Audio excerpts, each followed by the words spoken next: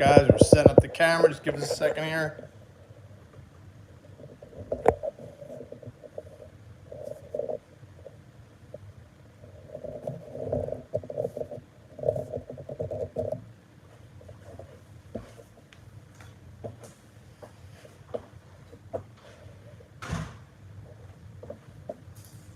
Where's your bottle opener?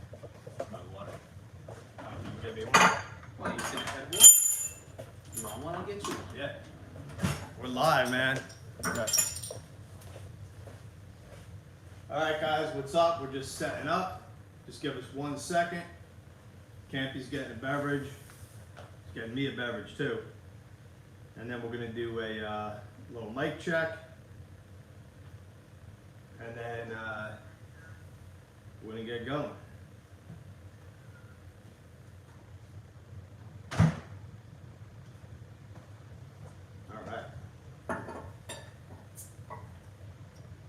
Campy's on beverage duty. You want water, right? Yep, perfect. Alright, slide in there. I'm gonna go take a look at the camera and make sure we're set up right. I need to raise it up a little. Yep, I think you are correct. How's that? One more. There you go. How about that? There you go. Maybe a little more. A little more? A little more. Turn it. There we go. There you go. There you go. There, perfect. Alright.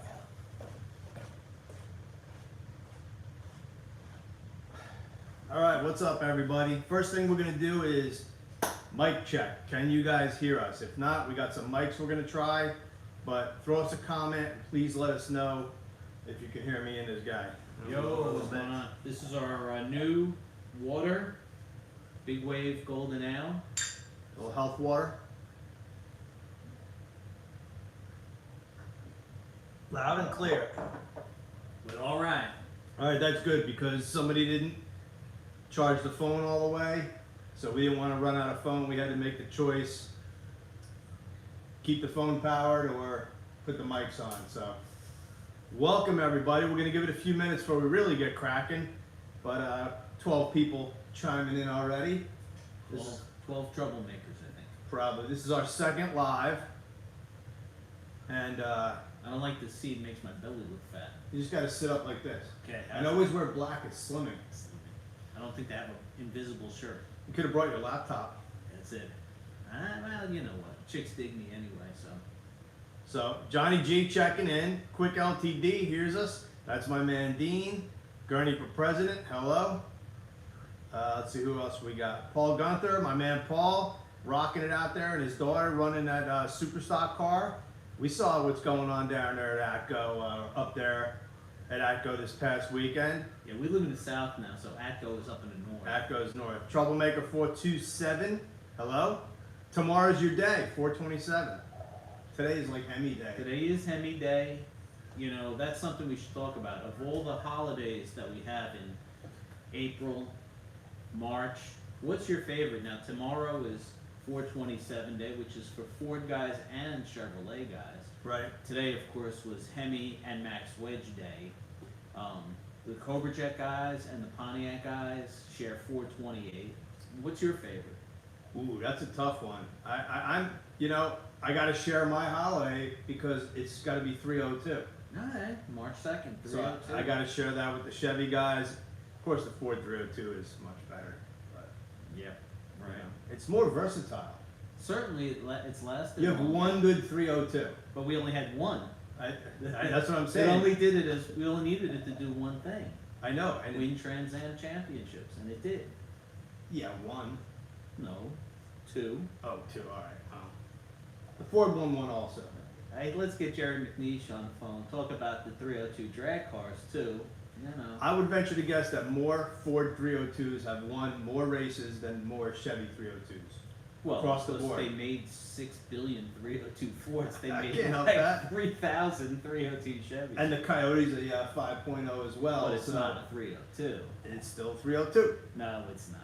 It's a 5 liter, and let's face it, your 302 5 liter isn't even a 5 liter; it's a 4.9 liter. So there.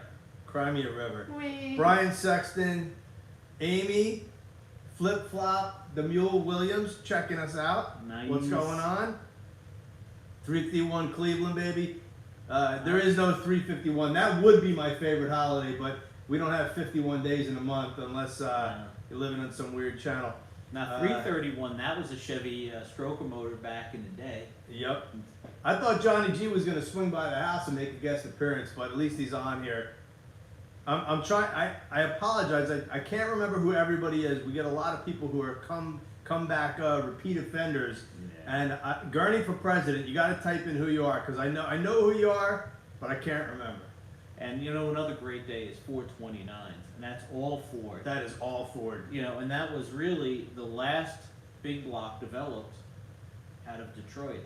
You know, Right. 385 series engine was the most modern big block. The canted valve heads, which they stole, of course, from Chevrolet. True. And but there was so many great things about that engine. Unfortunately, it was really stillborn. It came out as a high-performance engine in 1970, Right. and by 1972, it was gone. Gone. Gone. Very unfortunate, but it was a great engine, and of course, the Boss 429, which was an odd engine in its time. Never really fully maximized for the street. Nope. It was a Johnny G says the Chevy Boss 302 or the Chevy 302 is worth more. I beg to differ. A Boss 302 engine, a legit numbers matching motor with the proper heads and intake and carburetor would fetch a lot of dollars. I don't know, the 69 DZ 302 Chevy motor. I think you're going to find, and not a lot of crossover too. There's not one guy saying, gee, I wish I had a Boss 302, and the other guy saying, I want a Z28 302. Ed Holmberg just corrected you. Did he? Cadillac 429. Oh. but Good that- one, Ed. Not bad, Ed, but that's That's not really a high performance engine. That was a torque monster to get those 5,000-pound caddies to move. Let's see. Mike Booth, hello from Toronto. Working on a 73 F100. Nice. I like that. Pulled the FE, and he's putting the Godzilla in it. Oh boy. Brian, you know, what's his name? Wolf. Brian Wolf said he'd probably stop by later, so he could probably answer a couple of 7-3 questions. And I'll be up there doing a live in Michigan with Brian in a couple of weeks. Very cool. Now, Gurney for President Evan said, please repeat what you said. Mr. President, he couldn't remember your actual real name. I'm assuming your real name's not Gurney for President. No, that'd be a cool name, though. Would be. That would be a cool name. Amy, don't tell anybody, but I scored some major Hot Wheels today. I cruised over to the local Walmart, and it was game on. I'm doing something cool with some Hot Wheels coming up. It's going to be wild. If you watched our last YouTube Live video, you might have noticed that my house has changed a little bit. It used to be blue. We did a whole interior renovation. We're almost done with it. Not we. Not we, me and him. Him and his wife. Yeah, I hired, well, I didn't do anything. I hired my man Jared, and he was on the case. Fantastic contractor. Hey, we got Doing his thing. our first question of the day from the legendary George. I worked on Spirit of America class. The Craig Breedlove car. George, you are a legend, and you are sorely missed in the my world doing events and stuff. But why did I sell Superfly? Superfly, for those that don't know, was my 97 Mustang Cobra. Yep. We used it for road racing, drag racing, gosh, everything. It was It's- truly a test mule. Oh, you talk about a test. How many tire tests did we do with that car? Drag test, road course. One weekend at Watkins Glen with Kenny Brown, we tested 4 sets of DOT legal road race tires. So Best that cover blurb ever. that car was on the track all weekend. You remember what issue it was? I do not. It's probably right in the pile in there. I grabbed a couple. So real quick, hey Angel, Mike Costello from Greensburg, PA. I got friends in Greensburg, PA. My friend Christina lives there. Ah, it's okay. She's Oh, from so let me answer George's question. Do it. George, the reason I sold Superfly was 17 years old, and I drove it to California and back just before I sold it. I got a job at RTM TV in Mhm. Tennessee, So for a while, I was going to be commuting back and forth between Franklin, Tennessee, and Tampa, 700 miles each way. And my thought was 700 miles. 700 miles. My theory was this was a car that if it broke down on the road, there really weren't any Ford pieces left on this car. It had an aftermarket block, a transmission that didn't come in the car. The clutch was hard to find. Everything about the car was one-off pretty much. I mean, or aftermarket stuff. So if it broke down on the highway, I was going to be laid up for a couple of days. So I sold it and I went to the darker side. I bought a Pontiac G8 GT. Australian for V8, mate. Cool car. A great car. Ran 1339 stock, which is actually quicker than Superfly ran stock. Crazy. It weighs about 700 pounds more. All right, a couple quick answers to questions. Brian Wolf, when will Project Stalker be back on the track? And the answer is, let's see, it's 2022. So sometime hopefully in 2023. You know we're building the Cyclone. Abe should be here coming over in a little bit. He can answer a couple questions. We'll get him on camera. But that's the next project. We bought the station wagon. If you've been following the channel, the wagon's been a lot of fun. That car gets more attention than anything that we've ever owned. And then Project Stalker is next in the queue. George Class, first thing he said was wrong George Class, so I guess this is a different George Class. And it did go to a good home, and then it went to another good home. The car is currently a single turbo automatic drag car, so it's a completely different car than it was. We built it for see how fast we could go with a naturally aspirated manual transmission 4.6 Cobra. Now it's a turbocharged automatic full-on drag car. I do hope to make some passes in it. The current owner found me online and said he's going to let me drive it when it's ready, but it's way faster now than it was when I got rid of it. It was probably going mid-11s. It's like a good 9-second car now. Crazy. So Amy, yes, I did actually get one for you because I found a car I know you would like. So yay on the Hot Wheels. We got Dirty Harry from Ohio, Liberty Township chiming in. We got the non-California George Class. What's up? Troublemaker 427. No changes for the wagon. We Troublemaker 427 asked if there's going to be any changes for the wagon, and honestly, Top end kit. That could happen. It needs a 351 Cleveland top end. Heads cam intake. Absolutely. Yeah, probably that, and maybe a little gear. Just saying. Oh, new city carpet. You know who that is? Mr. Lee Rudder. Oh, there's a legend for you. Question, have you been hitting the gym? Yes, Lee, I actually have, and I finally cracked 200 on the bench. I got 215 the other day. Very happy, about 30 pounds more than I weigh. I hate talking about my gym stuff, but yes, I've been keeping up with it, doing real good. I appreciate you asking. And I was very happy because about a month and a half before that I tried 195 and I couldn't get it. And I got 215 the other day without really working too hard. So yeah, that was a lot of fun. Let's see what else we got. Oh, Superfly versus Jerry Green's Blue 98. A cheater. Nah, you know, Paul. Not you. Nah, I know. No, Paul Stanicki insists that car was not a 5-liter block. He insists that it was the same displacement as mine. But so I will let Jerry Green rest in peace. Not to speak ill of the dead cheater. Oh man. Nah, just he won fair and square. But I will say he also had no emissions controls on it. It did not have catalytic converters. We were running shorty headers with catalytic converters, and we were off by what, half a second, or I mean half a tenth. Yeah, it was a close race. Me against Paul. That was really a lot of fun banging the gears back then. Yeah. Lee, on a side note, you'll be glad to know I'm working on the ultimate old school 5.0 video, like a pictorial for my YouTube channel. I finally scanned all my old images, so I'm gonna have to start putting them into a video, which I already did. I got about, I don't know, 400 or 500, and I got a lot more to go. I was gonna say you probably have enough for 500 videos. Oh, it's gonna be incredible. Put a little music to it, just basically like a slideshow, but breaking out, you know, all the old school, like Lee's engine with the dryer duct going to the headlight. I got all those photos. We're we're gonna bring them out there. Oh, here's a question for us. All right. What's your favorite Fox body? Coupe, hatch, convertible, and the year? Well, that's easy for me.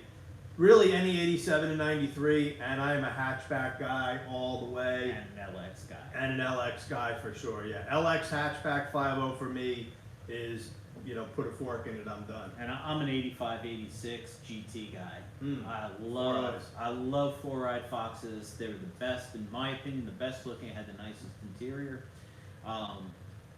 The flips, I know the 93 Cobras get a lot of love, but I just never liked that non-tilt steering wheel interior. I could never get comfortable in those cars. I mean, it's hard not to pick a 93 Cobra. It just kind of stands above the rest. Yeah. But really, the blue, maybe just because that's the car I had and it brings back a lot of memories, but I always liked the hatch because it was just so easy to throw the slicks in there, jack in there. You had that big piece of glass hanging out over the back. I know the coupes were a little bit lighter, but that's why I learned to shift the gears, make up for that extra weight I was carrying. And you say, what's your favorite Fox? Yeah, and what did I have? I built an 86. Yeah. Fox. Frightening. I just did a post on my Instagram with that. Yeah.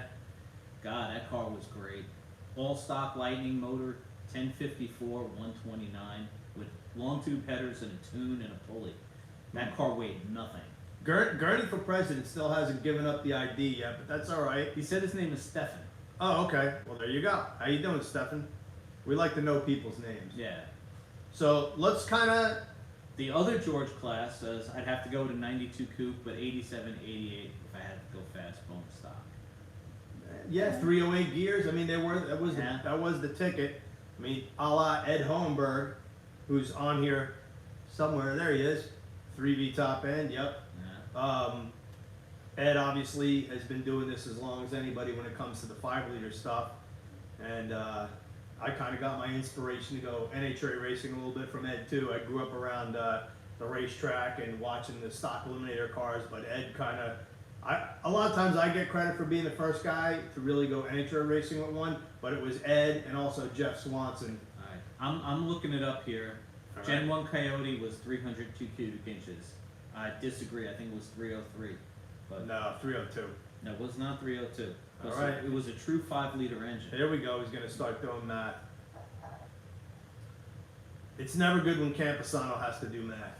Well, that's why Google is alive and well. All right. Well, I'll give you that one. Let's see. Okay, it says it is 302 cubic inches, but it's not 5 liters. That's 4.9 liters. So, you know, Vinny, come. Do you want me to get you a crying towel? I don't really care. I don't care. Let's see how. I could bench 225 about 3 times. One of my cousins could do it 20 times. Requirement if you want to make the football team.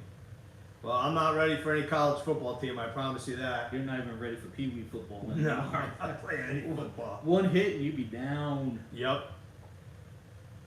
But VK in the house. Vinny said he's going to be down in a few weeks, so with that, now there's a. that's going to be a lot of fun. We're going to tear it up. So let's we got a little audience now. We've been answering a couple questions, and we kind of have a little list of things that we wanted to talk about. So I think the first thing that we have to talk about is the unfortunate passing of one of our favorite Mustang guys and just people in general, Mr. Kenny Brown.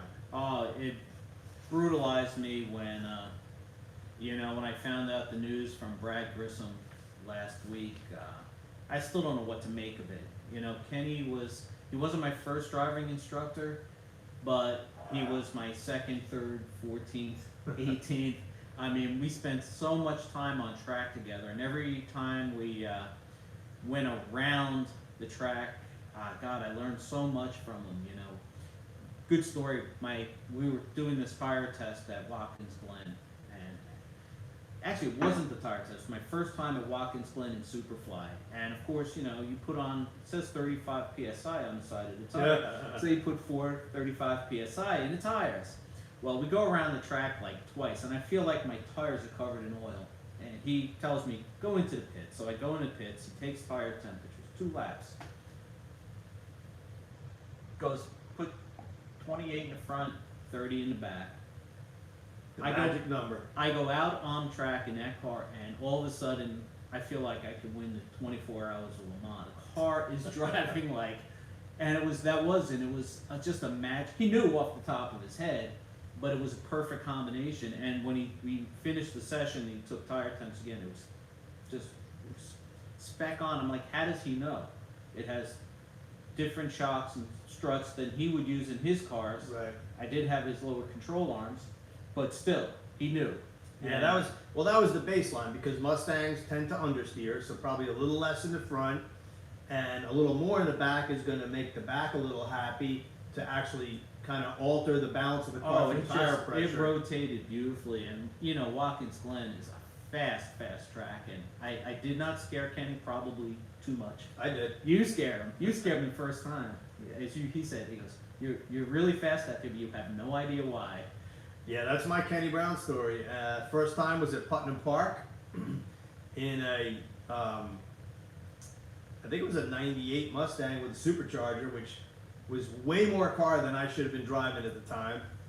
And I was a little bit of a nervous wreck. I thought it was a hot shot. I know how to drive. I've been driving fast cars. And you watched Bullet how many times? Yeah, so you knew. Exactly. Just, you know. So we go out there, and it was a little wet out also my first section, so that will put the fear of God in you instantly. And there were a couple corners where I had the back hanging out. Yeah. We never put a tire wrong.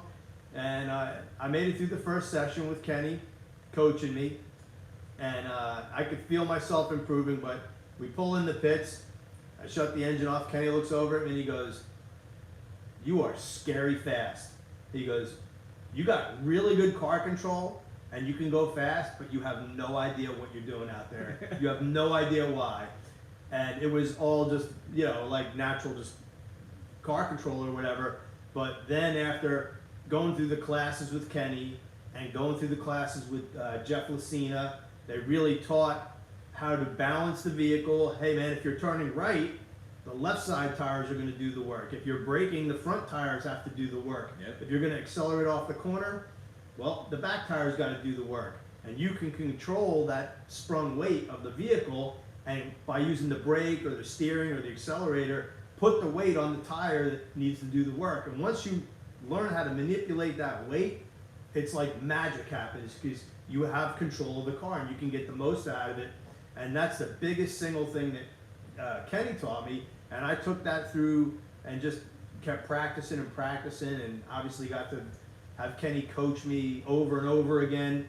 And I think towards the end he was pretty proud that I was able to do things like race at Daytona and race at I raced at Nashville, and I've been in about 4 or 5 road races. I'm not a huge road racer. And then of course Lucina and I, actually almost 10 years ago to the day, to yesterday, we won the, actually we started the One Lap of America, and we won our class in that. That was probably like my coolest road racing moment. Yeah, you know what, a great moment for us was when we got to present, when Kenny became ill a few years ago, they sold his old blue, his A sedan car.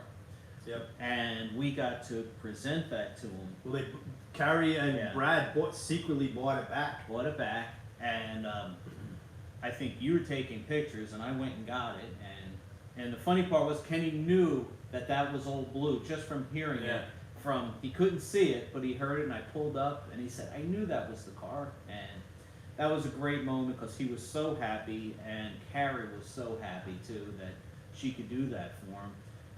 If you check out my Facebook, I posted a few pictures Yeah. from like Jim handing them the keys and carrying and what was really cool Ken. about those pictures is you were taking pictures, and I'm the one driving the car all the time. So that was. Yeah, those actually aren't my photos because that's me in the car. But no, it's not. The red Yeah. Mustang is me because Oh, the red Mustang. the red one has The red's you, the blue's me, because I have an open face helmet.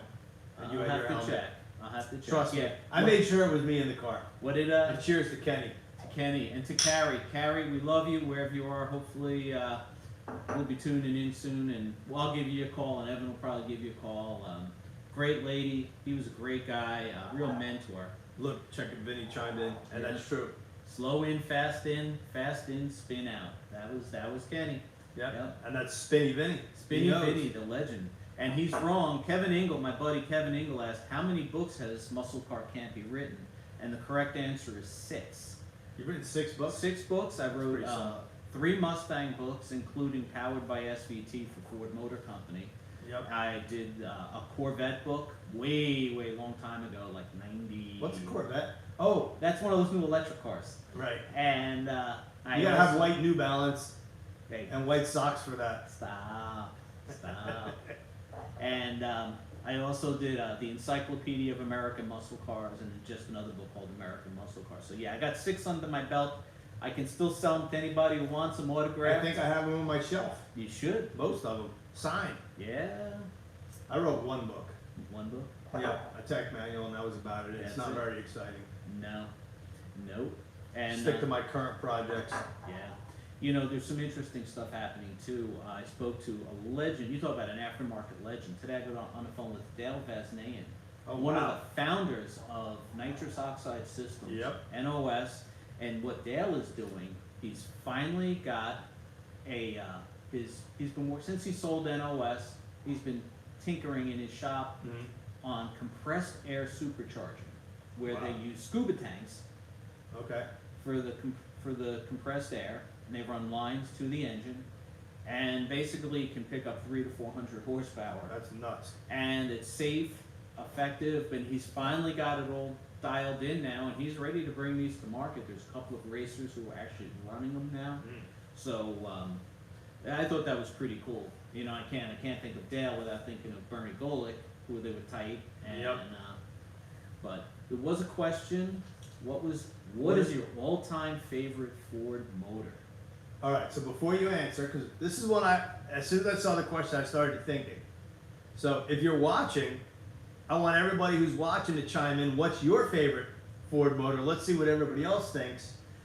I know what mine is. I got to go through the quick review in my head of all the different engines, and so for me, my favorite would have to be one that I've owned, so I've experienced it. Even though there are cooler engines that I'm going to mention, but probably my all-time favorite engine is the '93 Cobra engine, because that engine brought me a lot of wins in racing. Mm-hmm. I love the GT350 Voodoo engine. I have a GT350 and it's fun as hell to drive.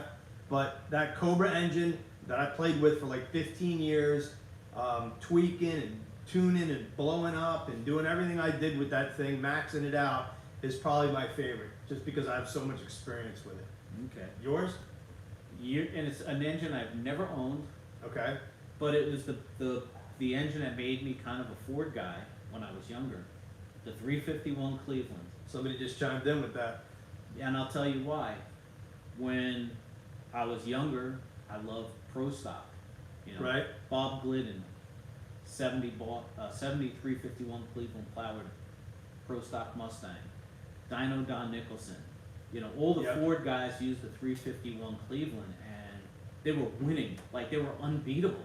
In fact, I have, if you go back in my YouTube, you can hear one of those Pro Stock engines run, because I did a video on the, I forget, it was a '74 Mustang 2 that Jack Roush is restoring. There's another one with and that 351 engine. Cleveland when they had the Tijuana Taxi, the 4-door Maverick. Yep. My man Joe Grippo chiming in. Let's see, he was at the Spring Carlisle last weekend and saw mostly gray hair. Very few folks under 45. Do you see a fire sale of vintage muscle cars coming in the next 10 years?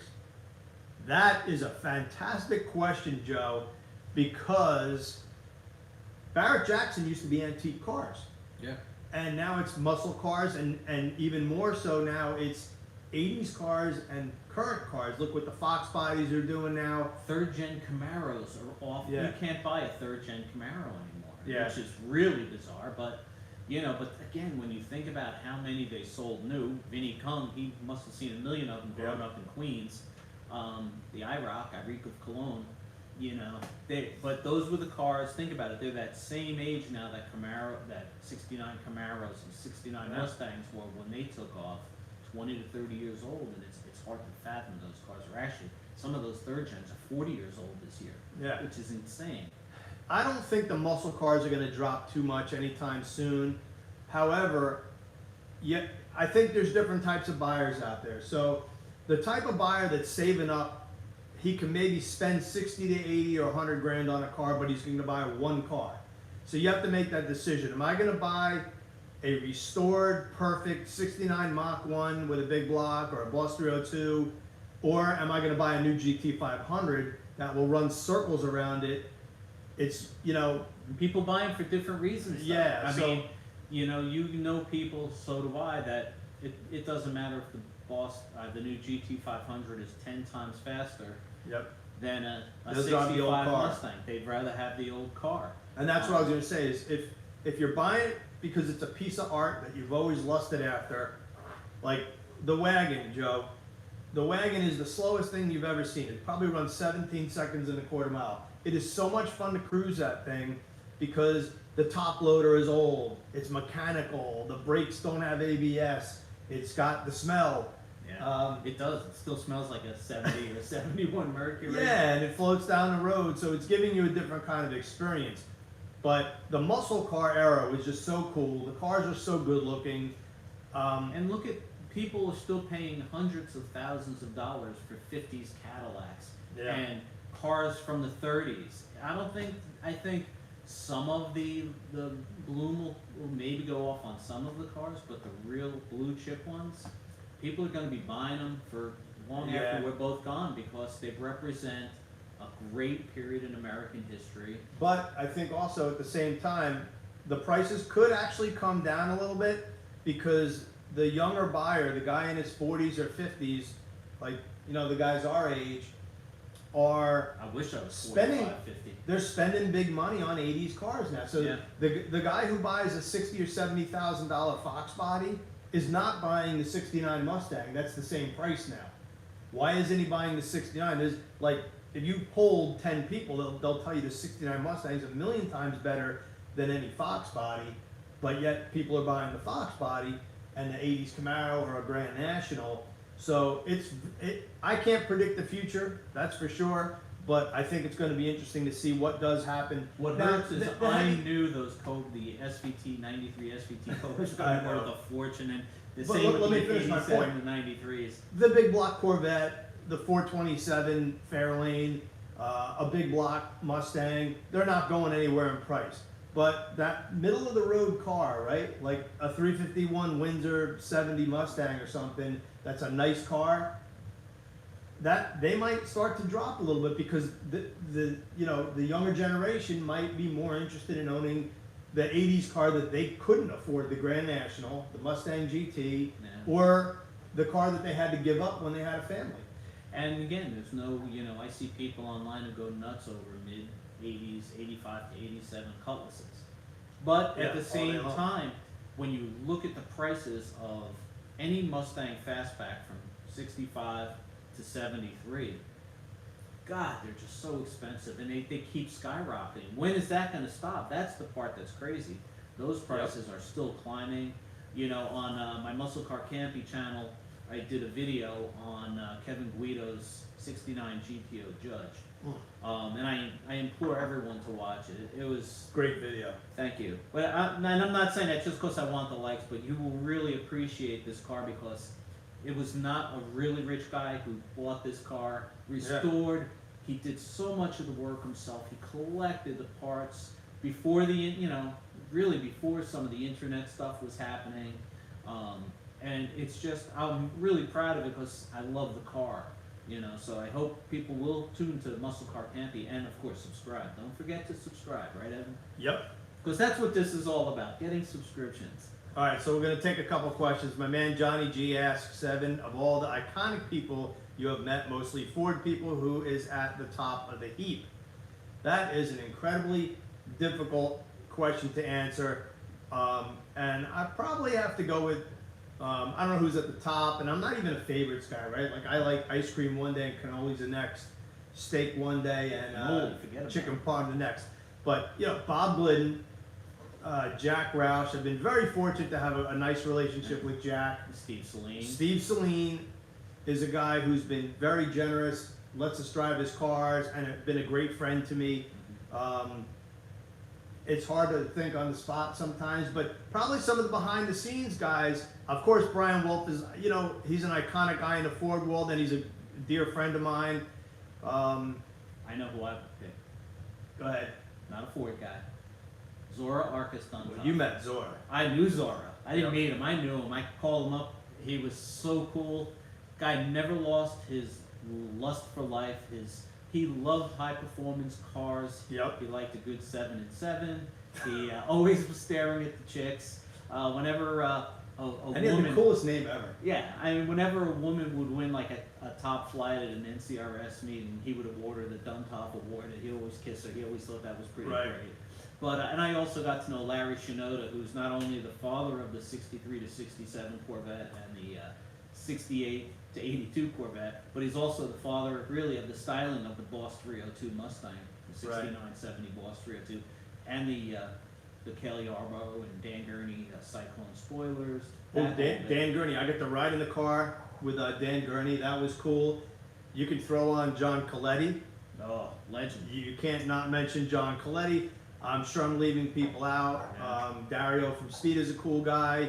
I've been very fortunate, John. It's tough because I've been very, very fortunate to kind of, as they say, rub elbows with a lot of the greatness of the automotive industry. Vic Edelbrock. We partied with Vic Edelbrock one night at our Legend. old company party. And there's another guy who, one year he gave me a private tour of the SEMA booth. It wasn't even open yet. He was setting up, and Right. the guy was very old at the time, but he was never lost that spark that he couldn't wait to tell me about all Super the new guy. Edelbrock parts. Same thing when he showed up at a Super Chevy event with his new supercharger kit on his C6 Corvette. Right. Thought it was he couldn't wait to show it to us. So that's the kind of guy, you know. Again, we're both fortunate to have met guys like that. Bill Barr, the father of the 428 Cobra Jet. Yep. There's a guy. Oh, million stories. Mark Wilson asks, and I'll tell mine, and then Jim can tell his because I'm sure he's got one. My favorite Coletti story is definitely. Ooh, it's a tough one because he wanted me to do two things with two different cars, and we were very fortunate that we did it. The '95 Cobra R would not run 12s. He gave it to every magazine under the sun. Nobody could get a 12-second car. Jim sends me to Detroit. We throw a couple Hail Marys. We got it to run. I in said, in call 12. Detroit. Tell Tell them them. bullshit if you're a Slapshot fan. And then probably the better story, Mark, is that when he wanted the Ford GT to run 10s, Yeah. he called these guys, Yep. and we made that happen too. But I ran like 11:02, 11:06, 11:04, and Coletti basically leaned in the car and said, if this thing doesn't run a 10, I'm going to light it on fire with you in it. And he would have. He would have, yeah. So that was the 05 Ford GT prototype, and we got it to go, I think, 1098. Yeah. And Yeah, we snuck it in there. he was very happy. He after was. that. He was very happy. He bought us dinner. Yeah. Until I smoked I get one lap in the thing. One. And And I do a burnout, pull up to the line, and I'm like running through the gears. The thing's not going anywhere. And I'm like, you know, everything's behind you. And I pull over, and the clutch is smoking like crazy. And Coletti and I were actually supposed to go to Atlantic City that night. I know. There's actually a better Coletti story, but you have to tell it. Which one? The burnout in the, where were we? Was it the Guggenheim? No, Not the Guggenheim, the Hammerstein Hammerstein Ballroom. Ballroom. So Ford invites us to Great a. story. There's an 04 party, you know, before the New York Auto Show. They had a 04 Mach 1, the Mr. Chrome Cobra, and The 05 convertible prototype was there. yeah, and surrounding it, there's a Boss 429, Yeah. a Boss 3, a Shelby, the GT 500, Dan Ryder's 428 Cobra. A private party media thing. Yeah, It was big media thing. You know, news teams are there, so we're all, and they had all these fun drinks. You know, like all these different shots that you could have. That Mach would make 1. a Mach 1, Terminator, blah blah blah. So we're out there being good journalists. You know, indulging, because you know you don't want Ford to spend all this money and not enjoy it. That would be an insult. Correct. So finally, we're both pretty happy because we're having a good old time. And Hi, Dakota. Coletti's like, what was it? Yeah, I guess it was Coletti and Kathleen Hamilton, who was the Ford PR lady. In Wait, let me interject. So Fox 5 News was there the whole night, and they kept doing little like updates. updates, Yeah. live updates Jim, what's his name? Jim Castile, or whoever was, whoever the guy was on TV, and he's doing updates. He was interviewing Ford people, and now it's pretty late in the night. So Kathleen and Coletti come up to me and said, we want to do something really special on TV on the 11 o'clock news or whatever. This has got to be special. And I'm like, what could be more special than putting Evan, who might or might not be able to like be inebriated, definitely was not below the legal limit, in a car, I wasn't driving that night home. in a ballroom, surrounded. So he's going to do a burnout in an '04 Mr. What's the Mr. Chrome. not the Mr. Oh, Chrome. Mystic. It was Mr. Chrome.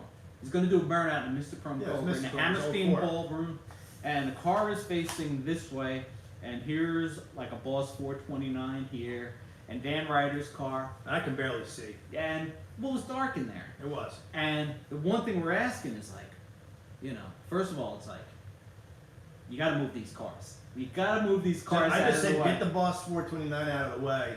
Because And I didn't think a burnout would be a problem. It was a concrete floor in there, so it's live TV now, It by is the way. live This is TV. not something, if he starts it, forgets to shut off the traction control, it installs, this is going to be a slap in the face to muscle Mustangs. We would lose our... Ford Motor Company, the car just Yeah. dies on TV. How good Yeah. is that going to look? So we go over this in our minds and like, whatever you do, We're scheming.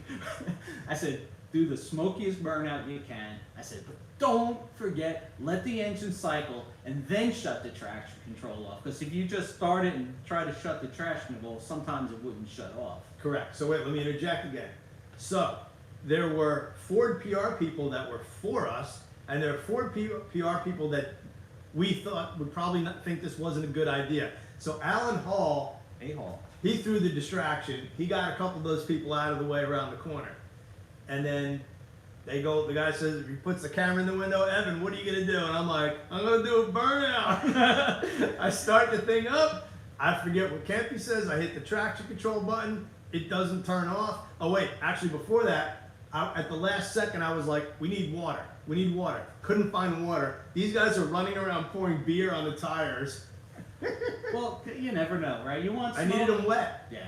So I just jammed it in the first gear, I put it on the mat, I dumped the clutch, and I'm like, this thing's gonna die. And it just goes into the smokiest burnout. I grabbed the brake, and now I'm sitting there smoking the tires, thinking to myself, there's like a Boss 1429 12 feet in front of me. I can't come off the brake, go back to the clutch, because if the thing moves forward, like I might hit the camera guy or hit the car. So I'm like, how am I gonna stop? It wasn't the camera guy I was worried about. But I'm like, how am I gonna stop? So then I just realized, all right, if I just shut the motor off, and like while I got my foot on the brake, because I was holding the brake with my left foot, like It won't move. It won't move, and there was enough smoke that it won't kind of look stupid. So that's what I did. I just clicked it off, and like the fire department came. It was insane. The place was engulfed in smoke. Coletti was. I've seen Coletti a lot of things. He was so happy. He was. He took absolutely, us out for a steak dinner at Gallagher's at like 2 o'clock in the morning. Oh, it was great. Come on. My other funny Coletti story is we're at the 2000 Cobra R launch in Phoenix. We had done a bunch of stuff at Bonneville, and then we go to drive the cars on the street. And I'm in the car with Coletti, of course. And, I just wind the thing out. Now, if anyone who's ever driven a 2000 Cobra R, and most people haven't because they only made 300, to me, it was a high water mark for the Yeah. Cobra. It was just every way, shape, or form. That car was spectacular. I got to throw a couple shout outs. Got to throw a shout out to our supermodel Dakota, Yes. who graced the cover of Muscle Mustangs and Fast Forward years And- ago, And she was in Super Chevy. and in Super Chevy, and still looks the same, Yeah. by the way. Unlike and then me. my man Joey Caggiano, what's up, Joey? Got to see him, one of my friends who I grew up with. Cheers to Big Joe. Big Joe. Big Joe. But so I'm going down the highway in Arizona. You dry? I need another one. I'm good. 165 miles an hour with Coletti in the car. I mean, the thing is rock stable. I mean, Right. the thing isn't even moving. I mean, it's just like it is glued to the road. That car had an engine. It just sounded like no Oh other. man! And I think they went. And Mark Wilson probably told me. I think it was like 185 mile an hour car. I mean, it was spectacular. And so we finally go back down to cruising speed like 85, 90. And John just turns to me and looks and says, how come every time I get in the car with a journalist, he decides to go like 150 miles an hour? Because everybody has to show Coletti how good they can drive. Why does everybody have to show off with me in the car? I said, we just want you to know we're appreciating what you built. Wilson says correct on the speed. You see? Mark Wilson is all knowing. Yes. He's got a cool collection of cars too. Hey Joe, what's up, man? Love you too, bro. And then we got Andrew Castleberry too. Hey, and we are going to feature a lot of Mark Wilson's cars on Muscle Car Campy. Come when I get up to Detroit this summer. I've already thrown dibs at them all, so Evan can't shoot any of them. No, too late. No, I got a couple lined up. If you guys are unaware, obviously Jim's my man. We go back Muscle Mustangs. We go out back even before that, actually, to when I worked at Raceway Park. But Jim's got a YouTube channel called Muscle Car Campy, and he takes a little bit different approach than I do. I'm out there banging gears and doing the crazy stuff and trying to, light stuff on fire. Jim's more kind of calm and analytical and gives you a history lesson and takes you really inside and talks about what is cool about these cars. So, his channel's cool. Go over there, subscribe. Of course, after you finish watching our video, and check out some of his videos. And in addition to that, maybe you could ask them what they want to see on your channel. For those who are already watching, what kind of cars do you want to see? You've been a little Pontiac heavy these days. I'm not complaining because I do love my Pontiacs, but I've done 2 Pontiacs, and I got three. And I got a few more lines. Oh yeah, 4. There's 4. One guy had 2, so there's 4, and I've got a few more lines. See, I told you don't want him doing math. But I'm telling you, what could be cooler than a 60s or early 70s Pontiac? I got a GT37 with a 455 HO. Yep. I got a Kevin Ingalls. He says he's going to be late. Where are you, dude? We want you on camera. Come on. And we got Kevin Ingle, who was on before his 70 GTO. Gorgeous. Right. Cardinal red car with a 5-speed, no less. It's got a Tremec in it. Car looks amazing. Red on red. I did the same guy owns the GT37, has a 69 Trans Am. Just fantastic. Kevin Ingle knows how many Pontiacs I've done. Yep. We got to get the code on camera. Yeah. She should do a live with us. There you go. We'll probably get more viewers. Yeah, but man, more divorces. You might get divorced. I'm not getting divorced. Oh, my wife can read my mind. She knows. She's outside drinking. That's true. But, no, like I said, it's funny you mentioned... John says he watched every episode. There you go. John is the man. You and I both did a Boss 302, the same car. We did, at Dream Giveaway. Dream Giveaway, and of course, I would have driven it, but it was raining and storming outside. So always with the excuses. Always with the, believe me. The last thing I want to do is, this car is truly one of a kind. It was 69 Lincoln burnt orange. It was the only 70 Boss 302 painted that color, and it was also a one-owner car before Dream Giveaway got it. And so, what's really interesting, I think everybody should go watch my Boss 302 video, then watch Evan's and see how completely different they are. They are. I mean, and they're not even similar in any way, shape, or form. Mine's a lot better. But, Well, yeah, of course. But, We're doing some stuff with Dream Giveaway. They're over in Clearwater. It's about an hour from here. And one of the guys we used to work with, Chris Phillips, invited us over to check out some of the cars. They do a fantastic thing where they do a giveaway of a car. It's technically free if you send in a self-addressed stamped envelope, or you can buy yourself some tickets. The cool part is, if you buy tickets to any of the giveaways, and they have Corvettes, there's this Boss 302 we're talking about, all kinds of stuff on Dream Giveaway Garage, and you use our promo code, mine is Evan. Mine is MCC for Muscle Car MCC. Campy. Then you get double the amount of tickets if you spend a minimum of $25. I think $25 gets you. You get double the number of tickets. Double the number of tickets. Yeah. So use his, use mine. It doesn't really matter. It helps us out. It helps them out. And the money you spend, not only can you win the car, but it goes to a really good cause, which helps. There's a bunch of charities that the money goes to help children.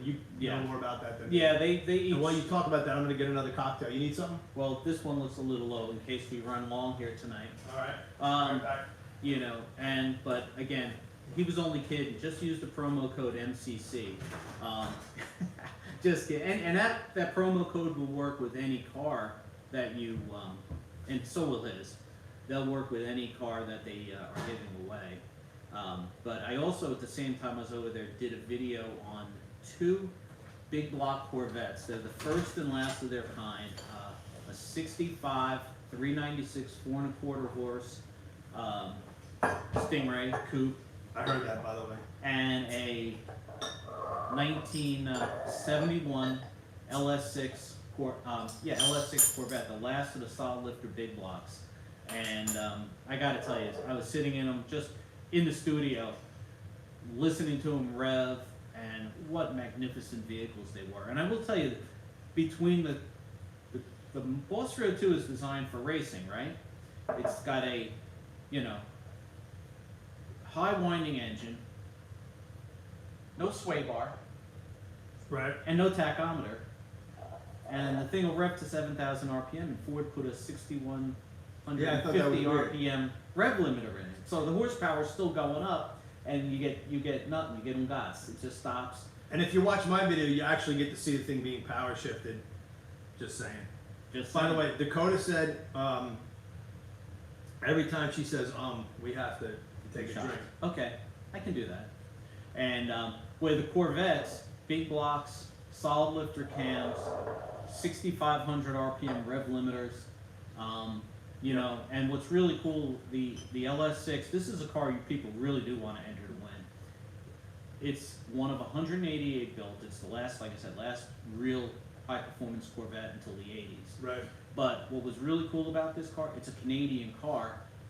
Corvettes that were sold new in Canada, you can still get all the original paperwork on it. So Oh, wow. unlike an American Corvette where you praying that you Right. you bought a 427 68 Corvette, you're praying it actually is one and not a 300 horse base motor car. The ones sold in Canada, you can actually get the paperwork on, which I thought was really killer. So let's see, we got my man John Moore chilling. Yo, John. We got Billy Carroll, my main man from over there at Comp Cams. What's up? And we share a birthday. It's my birthday, buddy. Hey. Same year, and same. I think same year. No, he's a year older. I think. I don't know. What are you? 67, bro? I don't know. I don't even know. And then Brian Wolf. No Jack lightweights. We are lightweights. I'm a lightweight. I gotta drive home. This isn't the New York Auto Show. I just can't be drinking indiscriminately. But Dakota likes some beer opener. that's very cool. So Let's see, John's got a question. Just finished his 3rd Long Island iced tea. That's why he's late. He has an excuse. Evan, what's the highest RPM you've ever shifted an engine at? 10,800. Eric Bowman's comp small block Ford. 10,800. Shifted a Coyote at 88. I think you shifted my Superfly Destroyer Hideous Camaros at 10,300, even though it was It's only supposed to possible. go to 7,000. I actually went, there was a time where I went 3rd to 2nd when I meant to go 3rd to 4th. Yeah. And I let the clutch out. I think I was driving a Roush press car, and even though there's a rev limiter, that thing, I thought I blew it up. The thing went to the moon. That was actually on the back straightaway at Sebring. So I was like full song when it happened. Thankfully, I got the clutch back in immediately, and it had some kind of protection because it survived the day. I did that in But an L98 10.8, Corvette, 10.8. 6-speed Corvette, and I went power shifted 2nd, power shifted 3rd, went for 4th, got 2nd. But I knew it, and I was the same thing. I pushed the clutch in, and the car barely grabbed me. It was like, "Rrrr," and you can feel the whole It's back. the worst feeling, Oh. like it locks up and everything. No, the worst feeling would have been me not knowing and Oh, yeah. popping the clutch and the car spinning around hitting the wall. When you throw a gear and get the busy signal, it is like you're not a man for that moment. Not only not get the busy signal, I got the wrong number. It's like you're calling your wife and your girlfriend answers, or vice versa. That's a good one. It's bad. So using that in print. It's so bad. Bad things happen. Yep. We got all the heroes here. Tyler's chilling out here. I think Tyler Ahern, big Mustang guy. Evan, how many T5s have you broken? I can answer that. All of them. No, Yeah. I'm gonna say 6 or 7, like all in. Nah. You don't get a wanted poster in a Ford. It was deal just for in a breaking. compressed time frame, man. The T5 Bandit, and oh, not to mention the T4. Do you want to count 245s? Yeah, I broke a couple of those too. Yeah. Well, it wasn't. That's why I switched. That's why I switched to the G-Force GF5R. That's it. You know, the thing is like, you know. Indestructible. Yep. You know, That thing is. I almost said like the Titanic, but a terrible analogy. very bad. So Kevin Engel asked before, says, what about the Hemi Killer, the Buick GSX? Vinny's calling me a liar. I got the video, man. Let's see what else we got. But I want to address this whole Hemi thing on it is Hemi Day, and one magazine shootout that we weren't involved with, somehow a ringer Oh, Buick wait. shows up. Look who's here. I didn't mean to cut you off. We gotta throw it out to Gary Rudder. Gary Rudder in the house. There you go. And Chip Habercam, he has two beautiful '69 Cobras that I featured on Muscle Car Campy. More great videos. Those cars are spectacular. You trumped me on the video, Oh. Ford videos there. We gotta do something on the REVan channel with my man. Because those cars are money, dude. Oh, and Put that on a cracker. Put that on a cracker. But on Hemi Day, Kevin, I hate to break your bubble, but the GSX, the Stage 1, great car. It was not a Hemi killer. One ringer in a magazine road test. Let's face it, how many GSXs do you see? How many Stage 1 Buick engines do you see in top fuel cars, funny cars?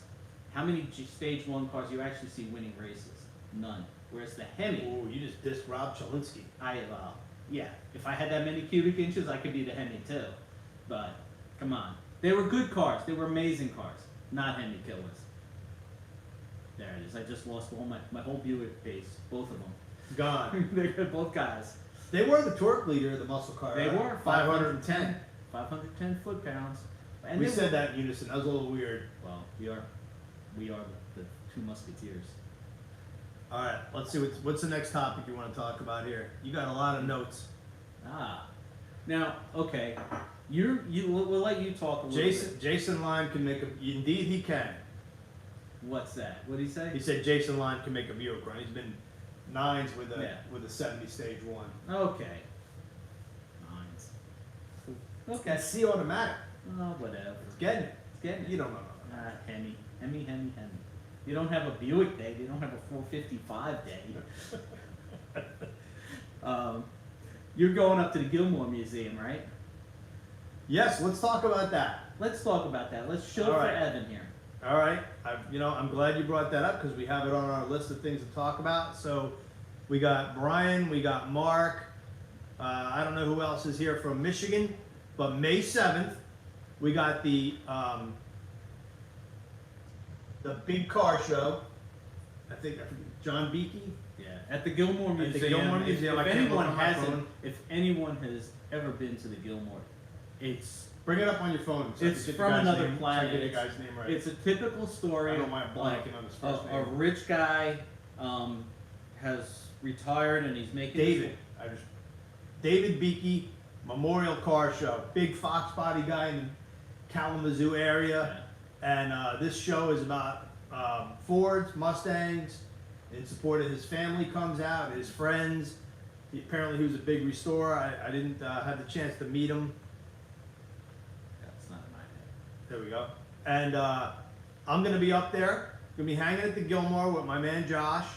And we'll see if we can get Brian out there. I think Mark Wilson is coming out with. Right. He's bringing a car. I don't know what he's bringing, but he's got a lot of cool stuff. Mark is a dear friend and a great Mustang guy. Oh, And loves. Hey, Mark works at the Blue Oval. He is a god up there, and he also has a spectacular number of wonderful, wonderful cars. And every time they don't send me another one. Then the other day he's like sending me pictures. I got this one too. Oh yeah, and he's got cool collection of stuff. But so May 7th, you can go online at the Gilmore. I think it's gilmoremuseum.com and register for the show. Last year I went up there. The weather was amazing. The grounds are beautiful. There's a diner on site. You can go get a milkshake. I love milkshakes. It shows. Yeah, I know. And Jim and I also had the chance to tour that place last year. Oh. And was your head exploding? I was losing my mind. I was dying to get you up there. Oh, and you know what's funny? Like I said, you got a rich guy retires. He's making his wife insane. She goes, "You need a hobby." So he buys like 90 acres and builds the most unbelievable car museum you can't even imagine. They have an entire Model T driving experience that they do once a month. They have all these Model Ts that are in working condition. They teach you how to drive a Model T. That's so cool. And they've got one entire building of nothing but hood ornaments. They've got a Cadillac deal. It looks like it's from 1959. So the and grounds it's full there, of vintage Cadillacs, and it looks like you literally walk in like what you're back in time. Yeah, this is the Cadillac dealership where you would buy your new 57, 58 Cadillac. It's nuts. And so when you go to the grounds, there's a main building, and there's just Auburns and just so many cool things in there. Hundreds and hundreds of cars. A muscle car room. There's one room that's dedicated to nothing but Lincolns, and it looks like the showroom of an old Lincoln dealership. Yeah. And then you got the Model T building. When you walk in, the front of it, the facade looks like a Ford dealership, and it has the parts department. It's got sales. It's got the shop, and there's, I think, one of the first Model Ts, something that Henry Ford signed himself on there. Just an incredible collection of cars. But there's barns that are set off over here, and you just think, oh, that's just a barn over there, and you walk in, and there's motorcycles, and then there's another barn with pedal cars. There's quite a lot to see, so it's going to be a really fun day. It's May 7th. Don't want to beat on this too much, but I'll be up there. We'll be shooting some videos, so if you bring a car out, you got a good chance of getting it in one of our videos, and it's going to be a lot of fun. May 7th, John. May 7th. Yep. We're also being the NMCA, the National Muscle Car Association, and the NMRA, National Mustang Racers Association. We have a deal going at our dual event at the Gilmore where if you bring a show car or any car to their Saturday morning cruise, you get a free entry for the car and driver, and that's in June. Right. I believe it's in June. I'm not very smart anymore, but There was one? there was one. We got some questions here. Go ahead. Let's see. Holy bleep, this is awesome. That's the Stang. Says that. Good stuff here. We appreciate that, Awesome. Dennis. July 21 to 24 is the Gilmore NMRA NMCA double event. So show up on Saturday of that weekend at the Gilmore. Get yourself a free car show entry for your car and driver. And John Moore correcting us because his memory obviously is fantastic for an old guy. The car I was referring to is the first Model A that went to Edison, and Henry himself stamped the engine block with his own deal. Yeah, nice. So that's what's going on with that. And Mark Wilson will be at the Gilmore Museum. I can't wait, man. It's going to be awesome. Yeah, that is a great. And I like George Class, his idea here. They should have a building filled with 79 to 04 Mustangs. You know, Josh, who is the manager there, he just would probably do something that crazy. Yep. You know, 79 Mustang pace car, one of my dream Mustangs. I know that sounds crazy. No, they were great looking cars. Awesome. I love the pin combination. I love the body work that they added. Fantastic. Gary's chiming in. Gary Rudder, Lee Rudder's brother. Aluminum drive shaft value thoughts.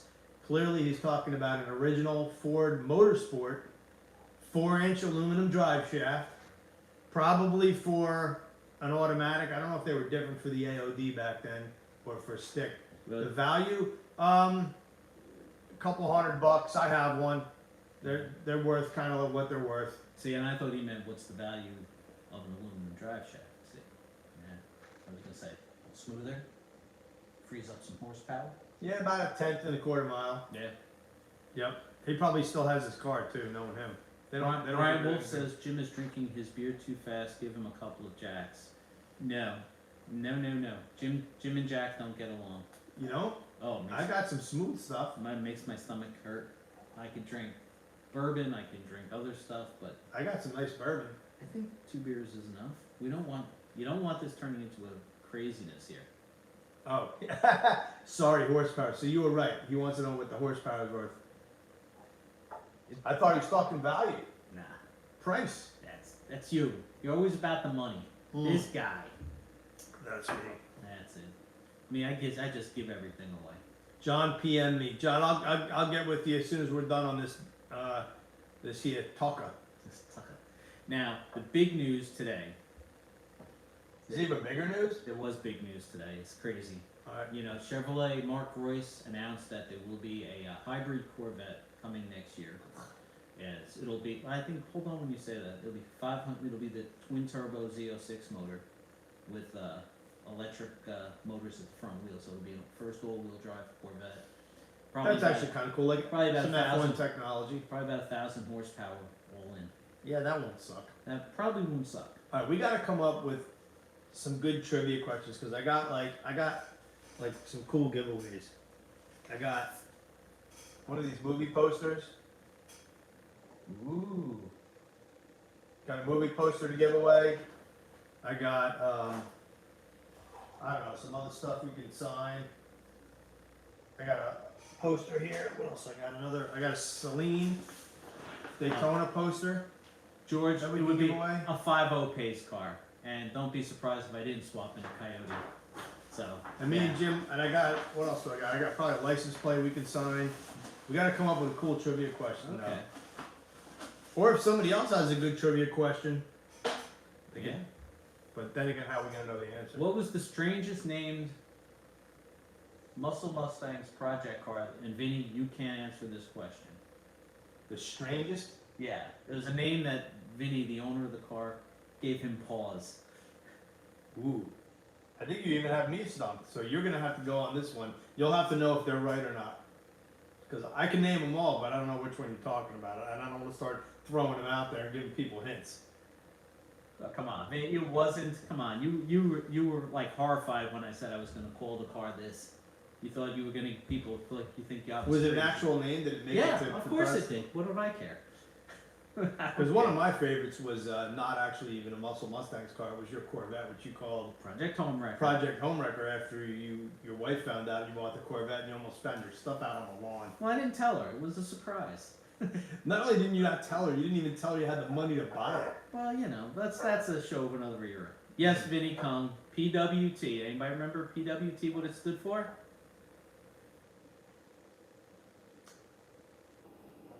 I know. You know, and I know.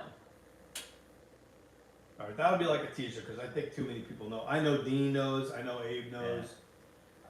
Project White Trash.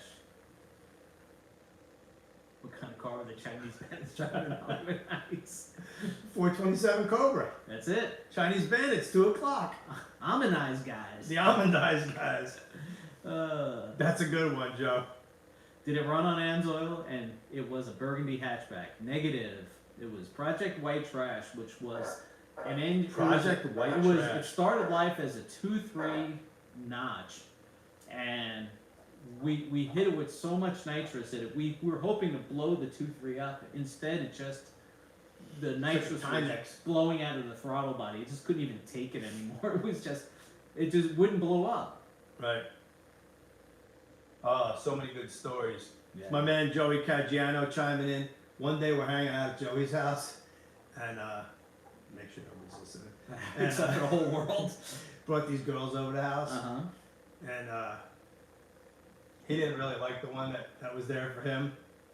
So next thing you know, I hear the LX fire up, and I got the slicks on it because I was at the track. Uh-huh. Like, I didn't really care if anybody drove my car, but not with the slicks on it. It was Yeah. like with M&H Race Masters, it was a handful on the street, and he drives away, and I flipped out because I'm Joey? like, yeah, because Oh. you know, like he ain't exactly Bob Lynn behind the wheel, and I thought he was gonna wreck my car, and I got all mad and stuff, but The he bailed on the chick, rightfully so. my favorite Evan LX story is when you lent the car to your brother to drive straight home. Worst and he night took of it, my life. And he took it street racing in Philly. He didn't go to Philly, thankfully, street racing, but he did go street racing with my car. And the worst part was I came home and I felt the hood to make sure it was like good and cold, like he'd been home for a while. And it was. And I go inside and I give him, the kudos, my younger brother. And I give him the kudos, hey man, I appreciate it. And then like 2 weeks later, I'm out hanging out at like where we hung out at the mobile station where we all like congregated before we went out racing. And my buddy George Koss goes, dude, man, your brother was on fire the other night. I'm like, what do you mean? He's like, oh, he was killing everybody with your car. Hey, look at this, Ev. You got to read this. All right, this we is got- big news here from. If you guys come up with something and want to do a giveaway, all right, I got to read this out. This is from Billy Carroll at Comp Cams. If you guys come up with something and want to do a giveaway, I'll create a $100 certificate from Comp Cams. Get their info, promote the channel. You can give it away tonight and come up with something. All right, so we got to come up with something real good. Now it's on. It is on. All right. This is going to take 5 or 10 minutes. We got to come up with something good. So if you didn't catch us right there, Comp Cams is going to throw in Billy Carroll $100 gift certificate. We appreciate that. Thank you, Billy. But it's got to be something good for a $100 gift certificate. Yeah. Let's see. Let's see. It's got to be something Fox Body related, I think. Methinks, because everybody's loving the Fox Body stuff. And I'll even let John Moore answer. Does he know anything about Fox bodies? A tiny little bit. A little bit? Wee bit? All right. Let's see. This is going to be tough. I don't want to overthink it either, because I don't want to waste everybody's time while we're sitting here like ho-humming. Yeah. Let's see. You're good. You're good with this stuff. Oh, this is a tough one. I was going to joke and say, what cam did Bernie Golic recommend for every install on every Mustang ever built? Right? What is the B303 cam? Yeah, that's too easy. That's too easy. And it can't be something you could just like look up on Google. Or No, that was Bernie's pat answer. My car has a hunting idle and the rear end makes a weird noise. Fix the rear, do this to fix your idle and install a B303 cam. That video already wrote B303. Oh, God. All right, let's see here. Oh, we can throw it old school. How about, what was our top speed in the Saleen S351 in the Mojave Desert? I like that. That's a great question because we talked about it on the last one. So if somebody was watching that last video or they are a diehard Muscle Mustangs reader, they would know that we went 100 miles an hour in the Mojave Desert in the Saleen S351. With me in the back seat taking pictures. Joe, that's a good one too. I'll do that one, except you can't answer because you know it, for one of the posters. All right, so the official, Vinny Kung gets a poster. So what was the mile an hour, the top speed mile an hour that we posted a sort of picture of, Yeah. but we did talk about it in the Mojave Desert in the Saleen Mustang, gets the $100 gift certificate, the Comp Cams. Michael Thompson is incorrect. Yep, so is Joey Caggiano. 146. That's Not even close. That's baby That's stuff. baby shit next to what this dude's doing. Let's see. Victor Xavier 151 is incorrect. Nope. Keep trying. Come on, guys. $100 Comp Cams gift certificate. Yep, on the line here. Oh. 170. Nope. Nope. And you're only allowed one guess, I think, Yeah. right? Once you Yeah. chime in. Fat Boy Fox 184, Vinny Kung 182, Mark Wilson 176. Oh, they were all close. 205, I wish. Oh, 205, I'd have jumped out of the car while it was moving. No way. That would have meant I had to be the editor. Yeah, that was in the salad days when it was like 200 plus pages of Windows down. Were we windows down? No, we were windows up. We were windows had to up. go for the aerodynamics.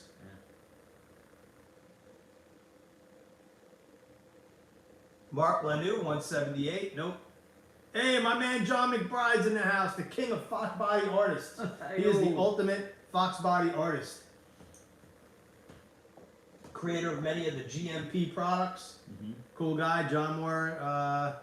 Come No on. way, we can't give any hints. No hints. You have, if you You know, know. you know. I will give Mark credit because he's right in the ballpark. Yep. Freehold Ford was the sponsor of the car. That's an easy one, though. Yeah. Yeah.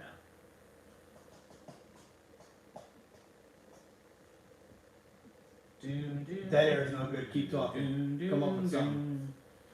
All right. And you get bonus points if you can tell us what happened after we achieved the top speed.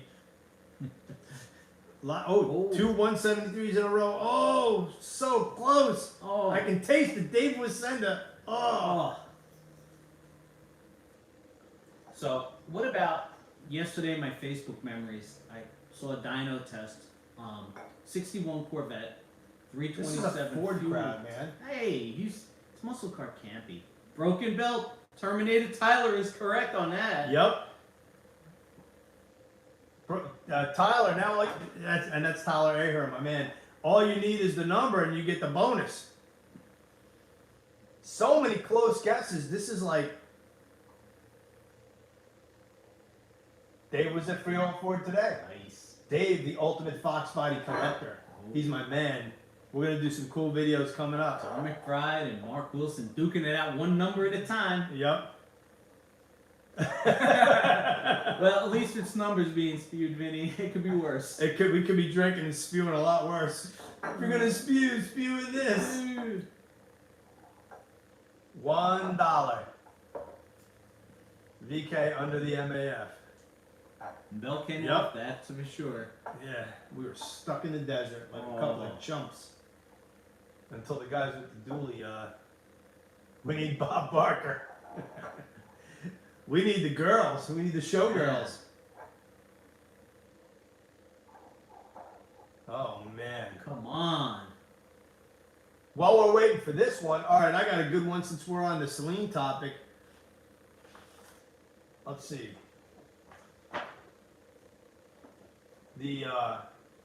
I got two of these to give away. So the first one that we'll give away while we're waiting for, well, guys are close. Come on, man. Somebody's got to know the number. Somebody's got to have the issue. Somebody's had to have watched the last video because we talked about the number. It's amazing. They're all around it. They've said every number but the number. I know. Even some people have said the same. We've seen the same number twice. Yep.